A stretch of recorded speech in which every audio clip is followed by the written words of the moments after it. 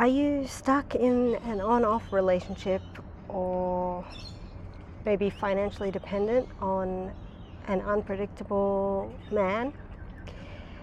That is what I want to talk about today, or specifically what my life is like 1 year plus after escaping covert narcissistic and financial abuse, which I was in for about I say 10 to 12 years because it was really the last 2 years, I think, that he was cheating and started all the really dangerous stuff. There were signs. I'm not going to get into like the definition of what it is, and I'm not going to also get into how I escaped. So those are probably, the escaping is a video for another time. It will be interesting to talk about that if I can remember to mention at the end how I feel about men now and how it changed my perspective about men, and also how I feel about men and finances and romantic relationship and finances. You might be surprised. I don't know what I'm going to say. It's completely unscripted. I just want to chat on this channel. Because I have lived through this stuff, the biggest thing that I've lived through is just complete reinvention of myself, and I find that really interesting, and I'm still transforming, but reinvention over 40 is what I really feel like I have become an expert in, especially in the sense of discussing perspectives about it that people might not have heard before. Oh, there's a leaf blower. Oh my god, ducklings. No, it's okay, ducklings. Sorry? Ducklings. Where? Oh, Tiny ducklings. that's cute. Oh, that's nice. She's going to leaf blow elsewhere. I hope you can see the view. I'll try to sit like this. Lost my train of thought, obviously, because of the ducklings and the leaf blowing. I want to say I will eventually show my face on the channel, and talk more specifically about my transformation, but I don't know, I'm just doing what I feel compelled to do, which is to chat on here and help where I can. If you're stuck in something, I was stuck. When I say I was in it for 10 to 12 years, I was stuck. I was trying to make it work. I was working on myself. I was letting him get away with so much. I was a complete doormat to abuse. And I've completely changed in my goals now. They're not really goals. I mentioned in another video, you kind of, when you become reinvented, you suddenly actually don't need goals, but you can call them that. My dreams, my hopes and dreams are big and exciting. I'm currently in the middle of the divorce, which I will get into in this video a little bit, which is another reason why I'm not showing my face. I just have too much on my plate to worry about the stress of trying to appear on camera. So I just want to chat, and the people that I want to connect with, because I have a feeling that I'm going to find some besties through this channel, and that could be delusion, I don't know, but the people that I want to connect with, they will not care that I'm not showing my face, and we can have a watch party when I do. But and hopefully by then I'll be living abroad, because I've mentioned before that is a huge goal that I see happening very soon. I'm taking things slow, I guess you could say. So it has been about a year plus, and when I was in that relationship, I lived completely under a rock. I already am I'm very introverted, I'm pretty woo-woo, and I don't watch the news. I don't really like to participate in general society. Oh, that's the other thing. So I made this channel because I definitely do feel like I'm an expert in reinvention over 40, but also a specific type of person who hasn't fit in with society. So the reason you might be reinventing is because you totally fucked your life, or you just want to quit the inauthenticity of trying to fit into society that you've lived your whole life, because your family are nice people and the world is a nice place and it looks like the right thing to live a normal life, be that marriage, kids, a job, whatever. But the truth is, some of us are just not cut out for that. It's like that movie Outbreak. They're wearing jumpsuits. It's so crazy how much activity takes place at the places where I sit down to chat. What are you guys doing? I would never have done this a year ago. Sat out in the park and had a camera and people looking. Okay, so I lived under a rock in that relationship. So in a sense, that relationship was all consuming and was my hobby. At the same time, what covert narcissists do is whatever's working in your life, they will sabotage and attack it. So you stop putting some energy on that, you put some energy back to your relationship, your man, and suddenly your life, other things in life don't go well, he'll attack you for that. So it's a vicious cycle. It's like a no-win situation for you. So I was financially dependent, and he would attack me if I got work and had some money coming in, he would sabotage that. He would usually like book a trip, have tantrums, give me tasks, and then if I wasn't working and was available to him, he would attack me for that and start calling me like entitled and things like that, and it was chaos. I knew the whole time he couldn't really call me entitled, and he never really had anything a leg to stand on with that sort of stuff, because I'm not a big spender. I'm so scrappy and resourceful, so I lived like below the poverty line, and I was still happy, and I think that's what infuriated him the most. And if you're with a covert narcissist, they're different from an outside narcissist, so everything is actually really, really good when it's good, but they have the capacity to absolutely hate you. They have the capacity to lie to your face. They do weird things, like he would disappear. He would go on business trips and disappear and stuff. I was a dream, as in I didn't have an anxious attachment style, so I didn't mind. If he wanted to disappear for days, it was fine. I never went through his phone or anything like that I see like in TV shows and stuff. That's not the kind of girl that I am, and I'm pretty sure that this channel is going to be for me to connect with other people like me that are we're more sort of an independent woman, and yet at the same time we need to get a hold of our lives and maybe be more independent and grown. So that's just like an overview of what it was sort of like. The recovery period when I got out was about 6 to 8 months, and somehow in that period I persevered. Yeah, so I didn't have an anxious attachment style, and towards the end I kind of knew what was going on. And when the time came to escape, when I say escape, what I did was I waited until it seemed like it was his idea. So if you're in that kind of relationship, a covert narcissistic abuse relationship, they will eventually discard you. It's not going to turn around. They're not going to be a recovered narcissist. If you've seen people who say they're a recovered narcissist, it's total bullshit. What I learned was how much time I wasted. So I wasted over 10 years, over 12 years, I guess you could say. Time is the only thing we have. It's the most precious thing. I mean, obviously also our health, which if you're with a covert narcissist, your health is fucked. So you're not going to get back that time if you don't take control of it and wake up and kind of realize that you're wasting your time in that situation. But I'm not telling anyone to leave, because I didn't. I stayed, but I wasted all that time. When it comes to getting out of the relationship, I do call it escaping. I do think you need a plan, especially if you're financially dependent. And so my plan, once I started to see what was going on, he was living like a double life kind of thing. I had to assess my financial dependence on him. I had my 2 pets. He was jealous of the pets. So covert narcissists, they have a lot of jealousy, a lot of victim mentality. It was a very textbook case. It wasn't even a rare thing. He had all the traits, and it was just a very textbook case. So I think the safest thing, a lot of the time, safety is imperative. Safety has to be the number one priority.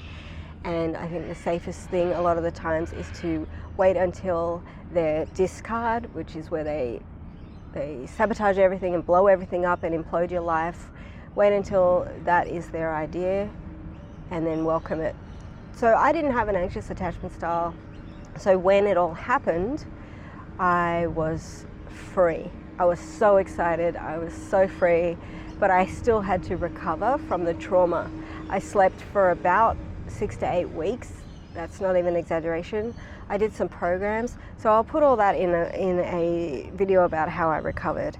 When you escape though, if you can, it's bliss. If you can feel completely free, I did. Suddenly I had peace again.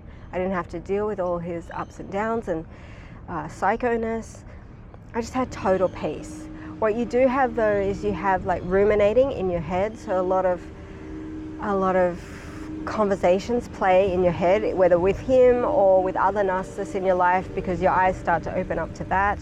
Or if it's a divorce, then because my confidence was in the shitter, I didn't know if I'd be able to deal with lawyers and adult things like that. What I did was, after I had recovered, immediately when I felt free, immediately after he imploded everything and it all came to a head, which is a crazy story I should tell, but not today. I went to a lawyer and asked them about my case, and they were like, coercive control is a crime. This is highly illegal. You have a case. He can't just walk out the door taking the whole entire household income with him and leave pets, which are crazy expensive, and the home and home repairs and everything, and leave all that to you. And he left all his stuff in the house, so it was obvious to them what was going on. Now, I will say, lawyers are not 100%, well, most people aren't even 100% clued in as to this type of abuse, but they're getting better and better, and everybody's getting better and better, and that's why coercive control is now a crime in Australia, because they recognize that there's these guys that are kind of like cult leaders, and you think, how could anyone devote their lives to this man? It's really bizarre, and I did it. I basically joined a cult. But lawyers helped me and told me, yes, I have a case. So that I began straight away. Even though I didn't have any money, I had to borrow money from my parents, from my family, specifically my mother and my brothers, to be able to afford the initial meetings with the lawyers to discuss whether I even had a case and what I should do. And my lawyers are amazing. And it is now a year, it's more than a year and a half. It's about a year and a half later, and it's still ongoing. And a big part of that is because because covert narcissists, they know how to drag things on, they know how to move assets around. They're really, really crafty, manipulative, dangerous people, especially when it comes to money. Or my ex is very kind of into hiding money, moving money around. So it came out with the lawyers that he owned several properties without me knowing, and some of them were right by our house. I think he started cheating. He wasn't a big cheater, but he was a big liar. I think he started cheating maybe in the last year or two of the relationship, and I didn't know about it. But I knew that the discard was coming. I knew that he was probably cheating, and was gearing up to replace me with the next one. I think it's called New Supply. He was a very textbook case. My point was, I think I used to shake and get so much anxiety and ruminate over conversations that I would have to have with the lawyers, because I didn't know, and I felt, as a woman, you feel guilty for anything, any good treatment you receive, which is something just really fucked up about being a woman in society. But it's getting so much better, obviously. With their help, they walked me through all those conversations, but I used to ruminate, and I don't anymore. I did specific treatments to clear out the rumination, and I also watched a lot of videos from a few YouTubers. There's one guy called Andrew. There's another one, I can't remember her name, but she has like a fringe and straight hair, and she talks about rumination a lot. those videos helped me a lot because they knew exactly what it was like. It's very rare to find people that will know what narcissistic abuse is really like. A lot of people, they don't know shit, they don't know what they're talking about, and yet they will still tell you that you're wrong. So that amazes me. And then divorce became super fun. There will be hard times, and I went through some, very emotional, hard times, severe trauma, and you have to go through intense recovery. But I had only my pets to worry about, they're my kids, and I can only speak from my experience as a person who's different. I don't care about the stigma of divorce. It's a total joy. It's actually really fun to go through a divorce. It's actually fun and badass, and you get what you're entitled to. And I suppose in my case, because coercive control is a crime and there's all this evidence and he was hiding all these properties, it's like quite satisfying.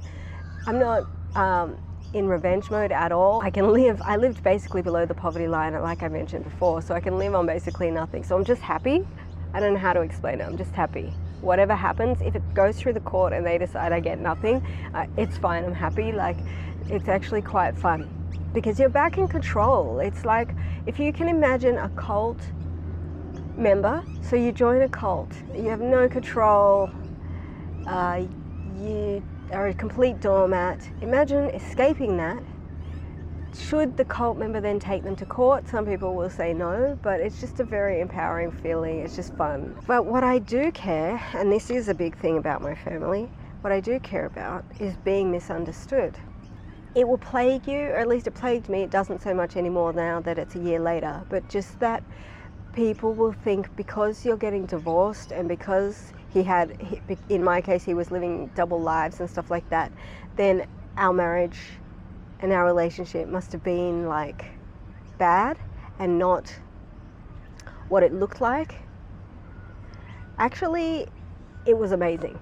And this is the not black and white stuff that I love to talk about. Everything in life is a paradox pretty much. And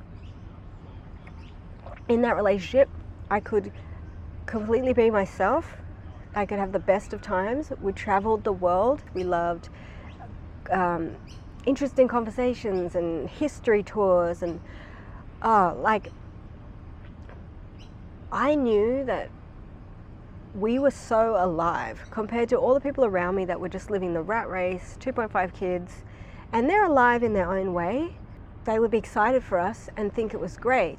And then when you get divorced and things, I think they think, oh, okay, it wasn't great, but actually it was incredible. These are things you can ask me in live Q&As because I'm not going to be able to articulate myself well. I just want you to know everything is not black and white. And when it came to stigma around the divorce, the only kind of stigma that I really felt was being misunderstood and my family thinking things that were incorrect. That kind of bothered me. Now it's a year later, I don't feel that anymore. Let me get into the good stuff about what it's like a year later. So I had about 10 kilos of extra weight that just fell off in the joy of the freedom of him not being in the house anymore, getting peace from ruminating, that all just fell off. So now life is peaceful in my mind. It's peaceful and I'm open to new possibilities now. My eyes opened to lifelong traumas and people around me. So I went no contact with my family about 6 months ago. I went no contact with my father about longer than that, maybe 9 months ago. And I will do a separate video about that. My relationship with God is super important to me, but it is more related to the going no contact with my family. So I will talk about it more in detail in that video. So the past year, I tried to get jobs like in the normal rat race of society, but I had no more qualifications because I had been out of the workforce about 10 years. And I tried to get every type of job you can think of, retail. I used to be a writer, so I tried to get writing jobs. I couldn't get anything. Nothing was happening. I sort of know now that that's orchestrated by God, the universe, whatever you want to call it. It wasn't meant to be. But I was still trying to re-enter society like a normal person. That was not working. I had to go very, very deep and figure out my dreams. Over the last year, over the last 6 months. Once I stopped trying to apply for so many jobs, I even tried to do a small business program like they do. There's people will come out of the woodwork and help you. So in New South Wales, there are like free services where they will give you advice. They'll talk with you. So I talked to a career counselor. We talked about what I'm good at, what I could do. He was like, you should do like PR and communications. And I thought, yeah, I could get qualified in that. But you have to go deep also. And I explored all those options. So I'm, confident, or what do you call it? I'm satisfied that I didn't slack off or anything. I joined a small business program, went through that entire thing with everyone. So I really did a lot to try to rejoin society in the rat race, and I have rejoined society, but I really did a lot. I explored all those options, those traditional jobs and things like that. Hang on, let these guys walk past. I had to go very, very deep. What I discovered was something like, I call them small goals and big goals, but it's really just your hopes and dreams. Everything clicks. Suddenly it clicks into place what you really want to do with your life, and so that's the path that I'm on now. Everyone doesn't have to do this, but when you're kind of lost in life, you might want to go back to study. So I had always wanted to study theology, so I went back, and now I am in grad school studying theology. It's technically theology and philosophy, but I can't stand philosophy. So far I haven't had any compulsory subjects that I have to do in philosophy. Everyone's supportive. I thought I would be the only mature age student. There's about 5 of us in one of my classes. There's 3 of us in another class, and I'm on Christmas break now, so actually those classes have ended. But yeah, I wasn't the only mature age student, but even if I was, it didn't matter. I love everyone that I've met. The young crowd are pretty funny. In order to help me before I even started uni, I looked up how to be a student, how to study. I had already done 2 degrees and a master's 10 years ago. So I thought that was one of the best times of my life, one of the things I was really good at. And even at that time, I wanted to study theology, but I was scared of what my family would think, so I didn't do it, and I pushed that side of myself down. So now I'm completely free. It's amazing. It's so much fun. So that's what I decided to do instead of trying to find a job in a company. So I'm on like a career path, I guess you could say, in that way, but I can also explore my other creative endeavors, like making this channel, chatting with people. I also like to write and do things. So you don't really need goals, but you end up getting small goals and very long-term goals that are your hopes and dreams, and you make them happen. And that's kind of amazing. The person I am now a year later compared to who I was in my relationship, all my energy and focus went to him and our relationship and how was he feeling and what should we do next. And then it would get taken up by like events with his work, or we had to travel, or something would happen with the pets or with his family. Just all that time that I devoted to anything else except me, myself and I. A year later, I am my number one priority, apart from if I can help any women out there who are stuck or want a friend. That's now what I can do. I'm free now to be able to do things like this and have a chat on my own YouTube channel, and I can discuss this very personal journey that I'm on. And I think a year is a good place to start what I'm doing, sharing it, and we can see where I am, 6 months from now, a year from now. We can see if I make it abroad. We can see if I pass next semester of my studies. So 1 year later, I'm just not a doormat anymore. I speak up, whether that's in service, like maybe you need a refund for something. I used to cower at all these kinds of things and just hate it. And now I'm just a much more assertive person. I was a doormat before and just not anymore. God helps. I have my relationship with God. Everything's very spiritual. It's absolutely amazing, the magic that you see around you in the world when you figure out that relationship. And obviously I'm still transforming and still growing as a person. Like, it amazes me, where will these chats take place when I leave Sydney? Because I have a couple of destinations in mind of where I want to move to and how much travel I want to do. So it just blows my mind that I might one day be having this kind of chat with you, but it'll be from a different location.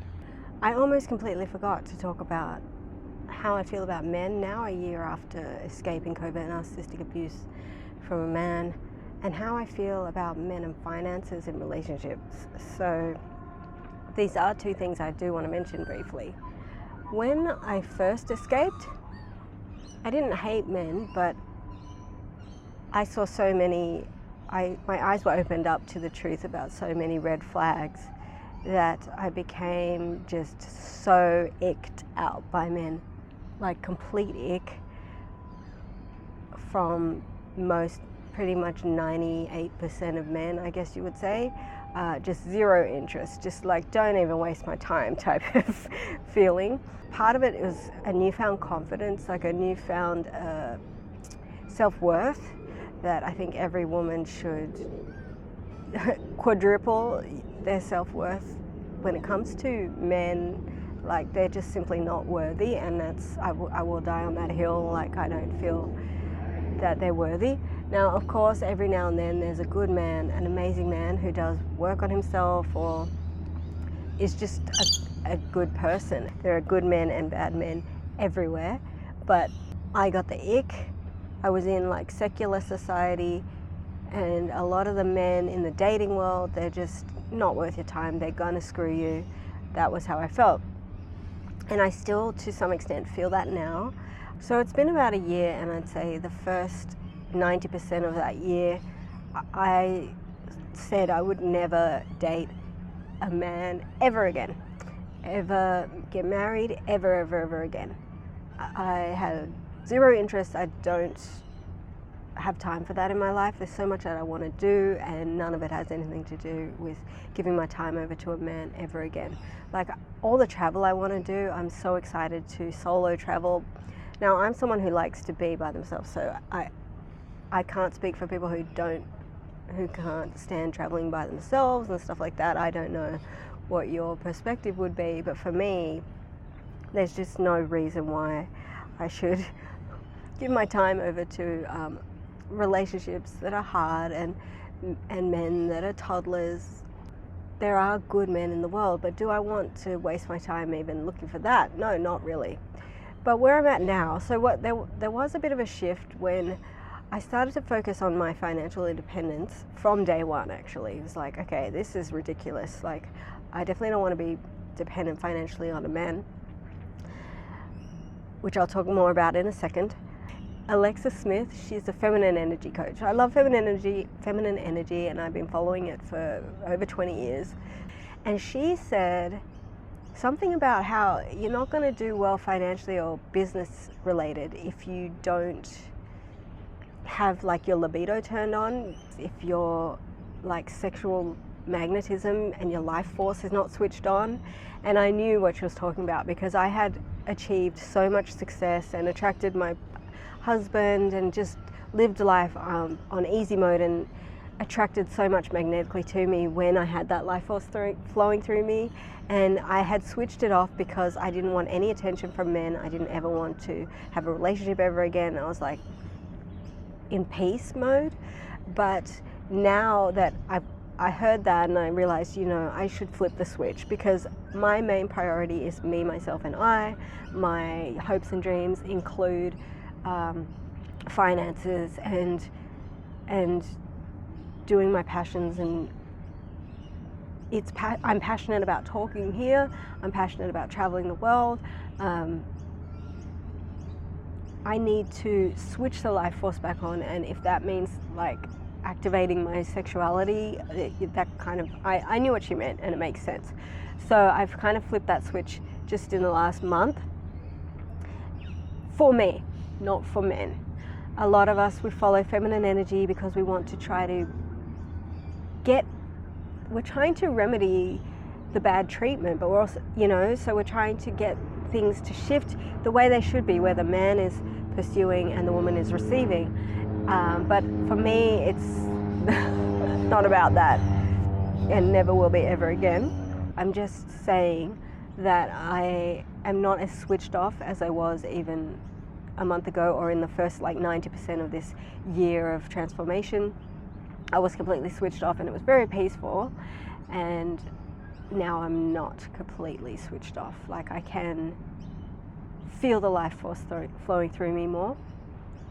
But you don't need it to get through life. Like, you can live as a very happy solo woman, over 40, over 50, no interest in men, and your life force is just, you know, your gardening, your pets, your travel, your hopes and dreams, and your work, your income. So yeah, men don't have to be a factor, and they're definitely not a factor to me. I'm not going to date anytime soon. It will probably be, if I had to guess, the next first date I might go on will probably be in 5 years' time. Like, that's how uninterested I am, if ever. That just gave me the biggest ick. Like, no. So yeah. the sexuality and the self-worth and the joy in life can be switched on, and you just direct it at what you're passionate about, and men are not even a factor. I do want to mention the finances thing. So I never believed in 50-50, and all my family definitely believe in 50-50, and in Australia it's pretty common that women believe in 50-50. Women are pretty masculine here. Everyone's very judgmental. I just don't believe in it. It's not my thing. It wasn't my thing when I met my husband. It wasn't really his. Well, he would use it against me sometimes. So sometimes it wasn't his thing, and sometimes it was. That's part of narcissistic abuse. I wear my camera around my neck, and that's why. Anyway, so that's it. I don't believe in 50-50. I still believe that men should provide the finances, but I think it's a really fucking dangerous road to walk. And yeah, I might talk about that again, or in more detail in other videos. If you have any questions, let me know. I'll see you in the next one. Bye.